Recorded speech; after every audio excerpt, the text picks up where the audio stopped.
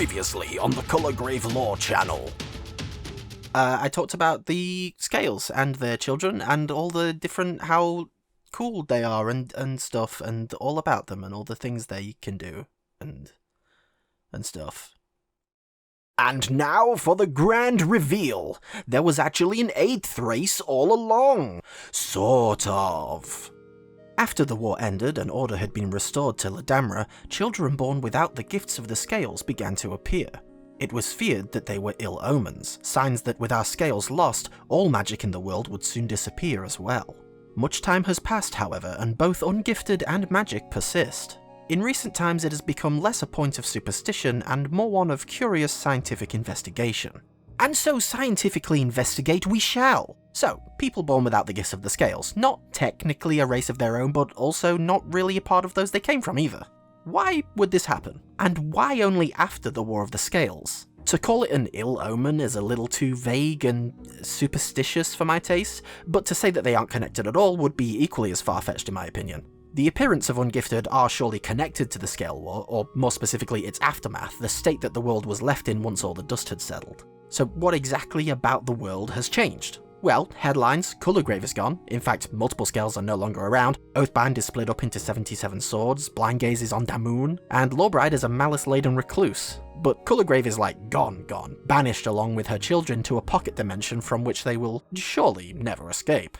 So perhaps some sort of essential balance was thrown off by the absence of some of the scales, or maybe just specifically Colorgrave. Like maybe people who were born ungifted were supposed to be born as Graven or something. Although that doesn't really work since ungifted presumably come from all the races, otherwise it would have been specified. And as we established in the scales discussion video, children are always the same race as their parents, or one of them if their parents come from different races. A Mornlin and an Othan wouldn't be able to conceive a Graven child, so no, that theory doesn't really work. What if then they were a Graven in a past life? We know that souls are gathered at a place called the Grave, so what if there was supposed to be some sort of reincarnation system in place that Colorgrave would have been in charge of? We know Armadale doesn't like death, so it would make sense, right? But now with Colorgrave gone, those souls simply accumulate endlessly, except for Graven souls. The Graven have always been weird even by Ledamran standard, as he's pointed out several times throughout Curse Crackers, so what if those Graven souls that were left behind after the war ended eventually are able to re-enter this reincarnation cycle, but without their scale present, they're born ungifted?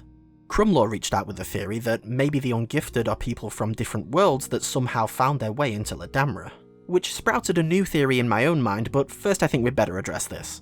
Ungifted are identifiable by their rounded ears. Normal Ledamran people either have pointed ears or bunny ears. Or do the Mornlin have ears, or do they have holes or something? What do fish have? Do fish have holes? I don't know. The point is, Ungifted just so happen to end up looking like what we would call regular humans, meaning people like Carolyn and Emma who are from Lyrian can blend in easily. But what Crumlaw is saying here is that all ungifted are people who have travelled from other worlds, or maybe he means that they're the descendants of people from other worlds? Because it's a known and observed phenomena that people in Ledamra are born ungifted, and so they can't all be people who came from somewhere else. People have seen ungifted people be born, you know?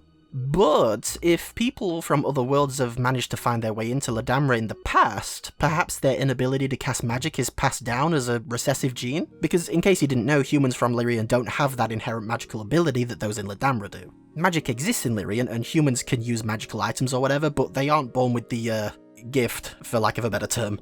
In fact, there's another book about Ungifted in the Colourless Void that touches on this point. Our investigations have been immensely fruitful. It seems that since our absence from our home, mages have been born free of the gifts of the scales and completely free of magic. Unlike the natural phenomena where the males possess magical energy but are unable to make use of it, these ungifted, however, are entirely devoid of the internal spring and rivers through which this energy would flow. What could be causing this variation remains unknown to me, but my curiosity will most certainly draw me towards continuing to seek answers. Duke Krellin. He just like me for real. But yeah, it seems the Ungifted are fundamentally different from regular Ledamrans in this way, which kinda sounds like how you'd describe someone from another world, right? As I said, Lyrian humans can't do magic, and of course they have nothing to do with the scales, so it would make sense that they also don't have these internal springs and rivers, just like Ungifted. The theory I mentioned before, by the way, was what if Ungifted are reincarnated souls of people not originally from Ledamra, but that died in Ledamra, so they kind of got siphoned into that system. You know, just trying to tie in that whole reincarnating system thing into the theory, but honestly, I think the recessive gene thing is a way better fit. Plus it explains the ears too, because otherwise what are the chances that Ungifted would be born with this oddly specific trait that just so happens to make them look like humans from another world? And there's also the fact that apparently there are no Ungifted where Hawk and Falcon are from, a place called the Wilderness. While the Midlands of Ladamra have become ordered and peaceful under Sigrid's guidance, the poles of both north and south are more or less ignored and left to their own devices. In the north, they say that overgrown titanic beasts and tribes of savage heathen roam a treacherous landscape. To the south lies a volcanic wasteland. It is rumoured that a long-forgotten clan of Forgans still live there. Sigrid long ago deemed these regions too dangerous to maintain order in and restricts travel to them to keep us safe from these dangers. So they basically don't have any contact with the rest of the world then. Now, if the appearance of Ungifted was some kind of magical after effect of the Scale War, you'd think that it would be distributed somewhat equally across the population, but if it's genetic in nature and these tribes are completely isolated, then it would make sense that they don't have Ungifted there. I'm really starting to like this theory more and more as I talk about it. But then the question is, where did these non-Ladamran genes come from in the first place? Well, I asked the Colourgrave Discord if they had any theories about the Ungifted, and unexpectedly, Lulupar jumped in and gave us a big mysterious hint. The reason for the Ungifted's existence is actually something you can find in Curse Crackers. This, of course, sent me spiralling, but I think with this theory I've landed on what could be the actual correct answer. The gate in the library. Do you two have any idea what this is? My original guess was a teleportation gate, but it seems a bit excessive, so then I read into the more technical work of the Krellans. Going off your reaction to it, I am guessing my second theory was correct. What? This was created based on the most extreme of the Krellans' work, something that became a banned field of study. The theory of cross-world teleportation. This shit was being studied before the Graven were ever banished from Ladamra. And this gate actually works, so it's reasonable to assume that they may have had some successful links to other worlds back then too. And where does this gate end up leading when we use it? The Colourless Void. What if the gate was somehow linked to a person, so they would of course have been in the Void when Jess and Vivian reactivated it? It could have even been linked to Colourgrave herself. I mean, you have to use Oathbind's Blessing to be able to power it, so maybe the Graven used Colourgrave's Blessing back then, and that could somehow mean that it was connected to her? I don't know.